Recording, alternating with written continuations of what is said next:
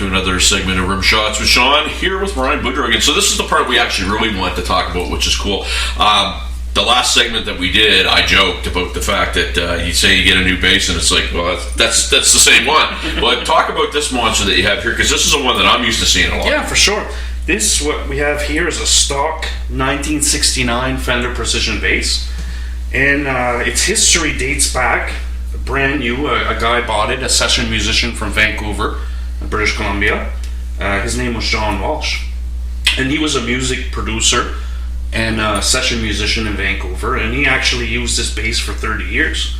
And there was actually an album that he produced called the Kool-Aid Benefit album that he did in 1969. And it's actually become kind of a collector's issue. Did you end up grabbing that? I remember you said. Yeah, so they actually sent me, when they found out I had John Walsh's bass now, they actually sent me a copy of the reissued CD that has 2 CDs and a DVD. But this was like basically a classic album that was released around Vancouver, and I checked it out, and there's copies that were going for like $300 on eBay that are really sought after because it's a limited edition. But what it was is that there were hippie bands living in this house in Vancouver in 1969, and the government was going to shut down the house. So what happened is that this producer and the guy that owned this bass, John Walsh, he got all the musicians and all the groups that were practicing in the house, and some of them were living in it, to actually record a track. So he got, 11 or 12 bands to record a track, produced it, and he called it the Kool-Aid Benefit album, because the benefit was to save the house. Right.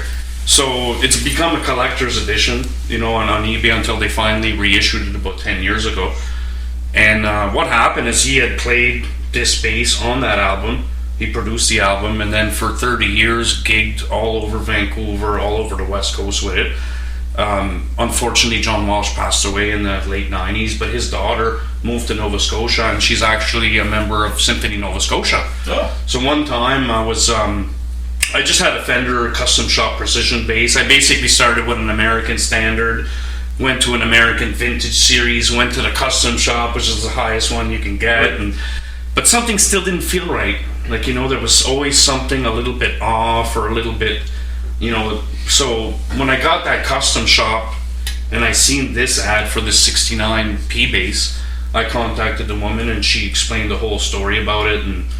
And I remember I just had my custom, and when I went over to play it, my brother was working at Long and McQuaid at the time, and I literally just went over with my custom shop. I'm like, give me whatever you can for this bass, and because I have a real 1969 that I want to buy, so I was like, I don't care how much you give me, just give me money, I'll put the rest and I'll buy this bass. So, Kyle, my brother, hooked me up, and the guys at Long and McQuaid, so, we'll give a shout out to them, but sure. Yeah, I just went over, bought it. This was about 16 years ago, just when my niece Olivia was born. Mm-hmm. And I've used it as my main bass ever since for 16 years. I mean, we had a contract one time with, we had a band called 7 Day Weekend. We played at the Pacifico basically every Friday, Saturday, Sunday. This was the bass I used there for a whole year. Recorded on Elise Besler's album, Boudreau Vanier, like different stuff. Yeah. We'd go to Ottawa. When we'd go to Ottawa and play shows, I'd bring this bass, so this has flown with me. But yeah, this has basically been my main bass for 16 years. And I can say, that's the bass that I hear all the time, and it sounds, it doesn't sound like a Rickenbacker. No, exactly. But no, it's got some real meat to it. And while we're talking, why don't you tell people what you play that through? Now this, and then if you could take a look here too, like you can see oh yeah, she's got the scars. Yeah, it's got all the battle scars and every kind of. It was like this when I got it, but then obviously there's been more kind of dings, and it's kind of like to think that every ding and every mark kind of tells a story of a past gig or a Kyle's in a different way. Yeah, exactly. So this is awesome, and then I play this through. I have 2 rigs. I have Ampeg Svt. Yeah. So it's an all-tube head, and this particular SVT was made in the States. And I have a 410 cab, also made in the States. And I also have another 15-inch speaker, a combo amp. Okay. So depending on the gig, if I'm playing at a smaller venue like Split Crow or something, I'll just bring my 15-inch combo. If it's another place that's bigger, like Pacifico or Ale House, then you can bring the big rig. And I would like to say that Ryan carries and lugs each Exactly. I've never had to do it for him. It's exciting. Exactly. That's your normal go-to, we'll call it your Army issued axe of choice. And just, I don't know if they can hear it, but just, I mean, you can hear the wonderful sound just.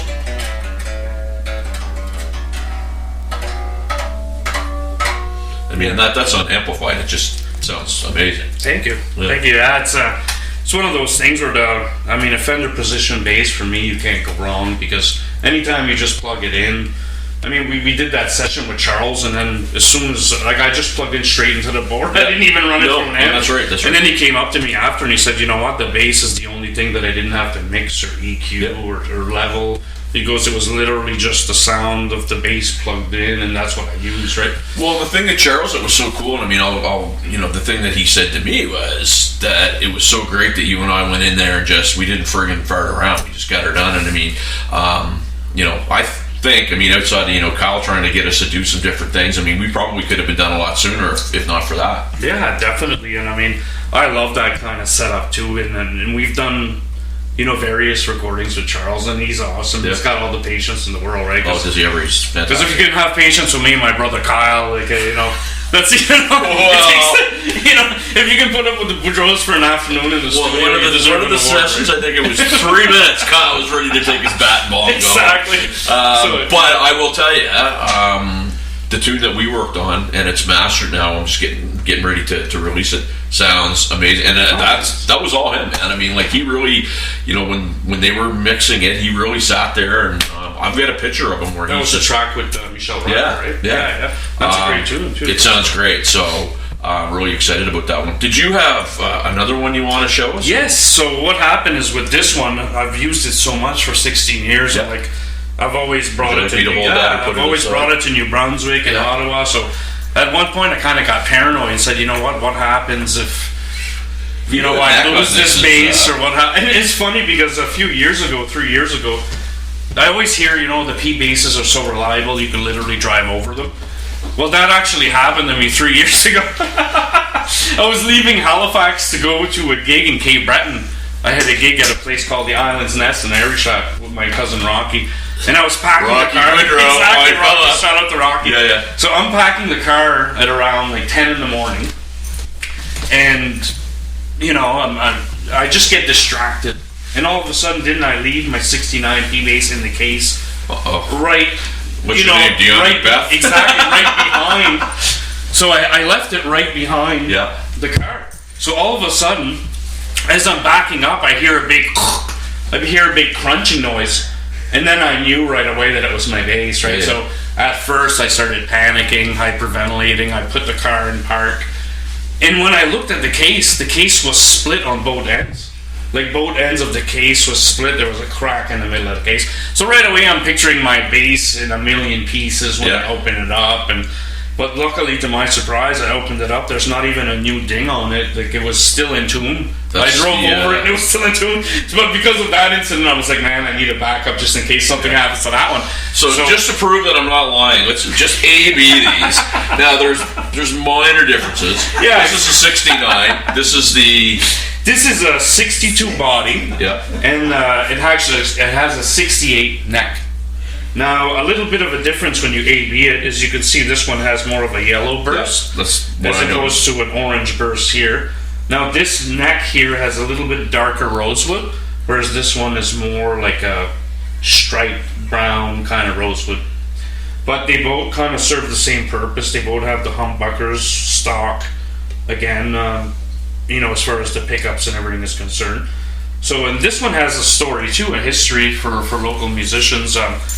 This, I guess, where it starts off that I'm aware of is in the mid-'80s.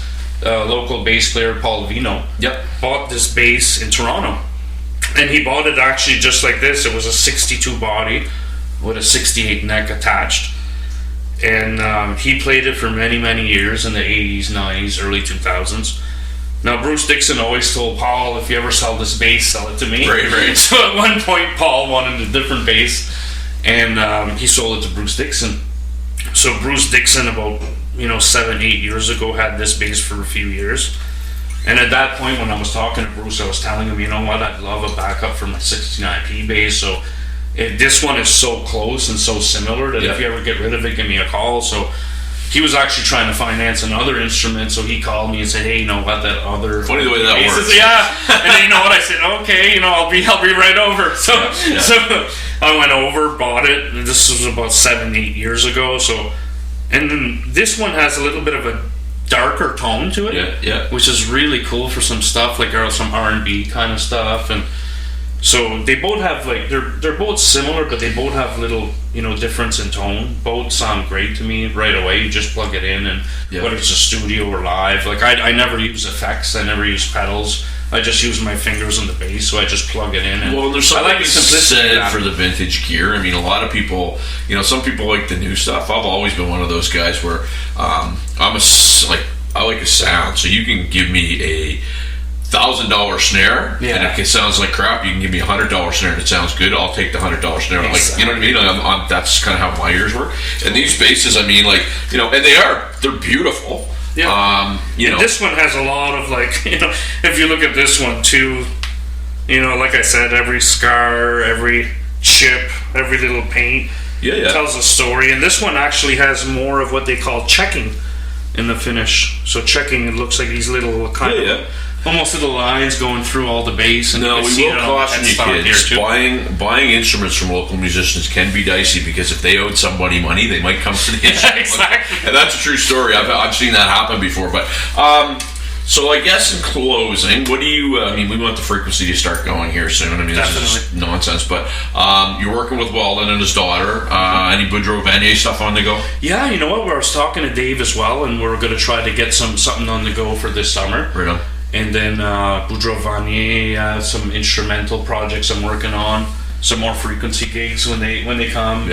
More studio sessions. Yes, we have some more. We have tunes that are actually being written as we speak. There you go. So wicked. Yeah, and it's what's interesting about that. It was basically it was Michelle Ryder, but it was the frequency. She was basically fronting the frequency. Yeah, exactly. Cool, right? So and that was super fun, because I think it was like me, you, Kyle, Leith, same kind of. Yeah, and it was great. And everybody that's heard that tune has really liked it. So more to come. So anyway, we're gonna wrap this up. Hope you enjoyed this segment. We're going to be doing a lot more of this stuff, and you can find Ryan on Facebook. And the one thing, he's very quick to get back if you have any questions about basses. He loves CDs, but cassettes. He said cassettes. Yeah. So if you get any cassettes that you're looking to get rid of, he's your. We were talking about that with Weldon earlier. Like, Weldon never threw anything away. Yeah. He still got his reel to reel, the cassette CDs. Same with me. Like, I never throw anything away, so I still have albums, cassette CDs. So I'll have to ask Weldon. Yeah, if anybody wants to clear their attic, come see me. I'll take it. Yeah, that's right. And actually, and Ryan's pad's really cool, because it's got some really cool vintage stuff there. So anyway, we got business to do. Thanks a lot to our sponsors, Coors. And you know what?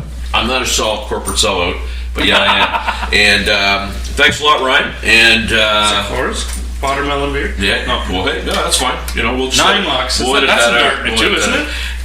It's a Dartmouth beer. Yeah, it's Dartmouth beer. So we're gonna wrap up, so I don't drop Brian's wonderful bass on the floor. And thanks for tuning in, the most recorded bass in music history too. We got to let Peter James know that, right? This is the P bass. It wasn't a Nerdy Ball 5-string. It was a Fender Precision bass. Peter. Ouch. Well, actually, just before we go, because I'll give Peter a shout out. Jordan LeBlanc, who's the major fly fisherman, always talks about how Peter's just an absolute beast. I mean, Peter's one of those guys. Anything he does a poke out with a stick.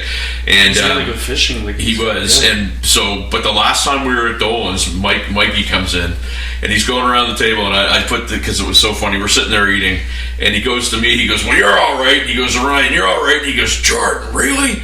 You could have been the best guitar player in Halifax, and all you did was shoot fishing videos. Give me a break." So anyway, it was kind of fun. But thanks. He's gonna have to give us some fish too. Like, we never, you know what I mean? Like, we see him fish all the time, but where's this fish? Does he throw it back in the ocean?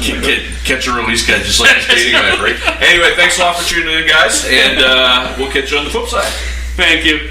Thanks for having me.